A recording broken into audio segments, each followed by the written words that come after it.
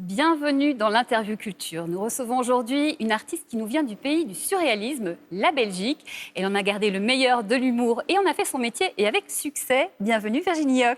Bonjour, merci. Vous venez nous parler de Ou presque, qui est votre spectacle. Ça parle de quoi ? C'est un presque seul en scène, ça parle de la vie en général. En tout cas, j'ai décidé une chose avec ce spectacle, c'est que je ne vieillirai jamais. Alors, est-ce que j'ai le droit de choisir si je vais atteindre la vieillesse ou pas ? Évidemment, c'est un moment que je vais me poser pendant 1h20. C'est un spectacle plutôt participatif et j'ai pu mettre tous les ingrédients qui me représentent, que ce soit l'impro, le stand-up, le théâtre, qui est la base pour moi, et en tout cas l'empathie avec le public. Mais vous dites un presque seul en scène, ça veut dire quoi exactement ?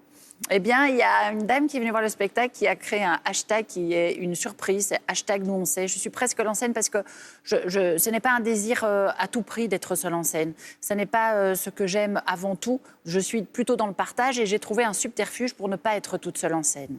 Ah, mystère, on n'en dira pas plus. Moi, je vous propose tout de suite qu'on regarde un extrait, on s'en reparle ensuite. C'est le spectacle donc Ou presque de Virginie Hoc. Oh, c'est génial! Si je m'attendais... Je ne suis pas du tout habillée pour faire un déménagement. Oh, quel bonheur! Mais oui, c'est parce que mon père a glissé, du coup... Enfin, j'ai pas dit bonjour. Je ne lui dis pas bonjour, désolée. Ça va, t'as passé une bonne nuit? Oh, on a beaucoup d'humour dans la famille. C'est mon père, il est parti. Oh là là, c'était une fête. Oh, vous auriez dû venir. On a fait des farandoles derrière la voiture de ton art. On était bourrés, c'est ce qu'il aurait voulu. On était sous pompette, hein, mais oh, très bel enterrement, vraiment bien. Oh, ah, vous ne saviez pas? Ah oui, que je vous précise. Alors, oui, alors donc ce spectacle risque de ne pas toujours être drôle. Hein. Oui, et j'ai préféré ne pas le dire en promo. De peur qu'il n'y ait personne dans la salle. Et j'ai bien fait parce que ce soir, il y a du monde.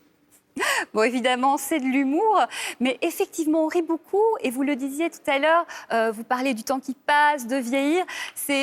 En parler, ça permet justement de faire face. Oui, mais c'est surtout que c'est des points communs. J'adore les liens qui nous tissent avec le public. Évidemment, avec tout ce que nous vivons, on a compris une chose, c'est que le spectacle vivant se passe sur scène, mais il se passe aussi dans la salle.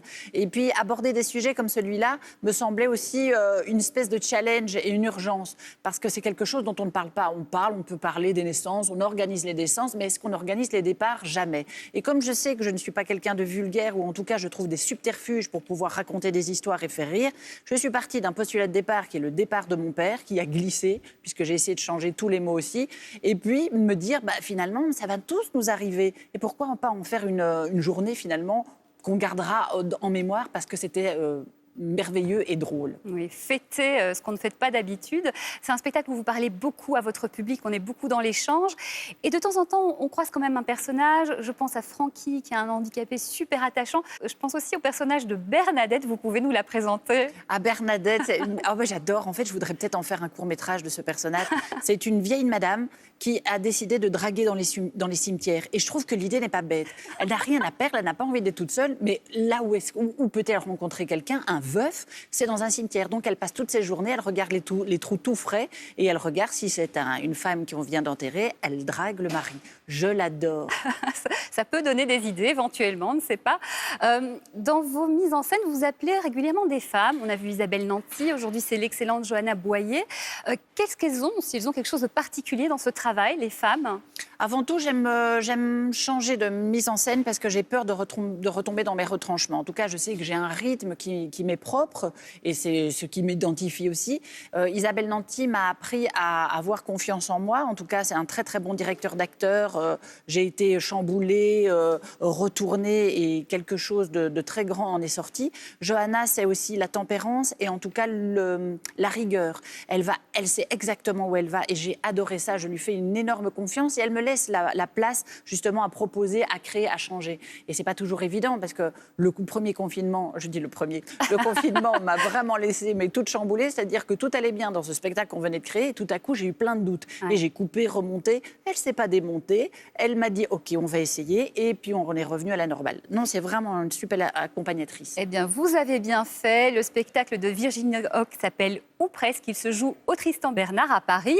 Les horaires sont aménagés, donc tout le monde rentre chez soi à la bonne heure. Merci infiniment Virginie Hoc. Avec plaisir. On vous souhaite beaucoup de succès. On se retrouve demain pour une nouvelle interview culture et d'ici là, bon spectacle.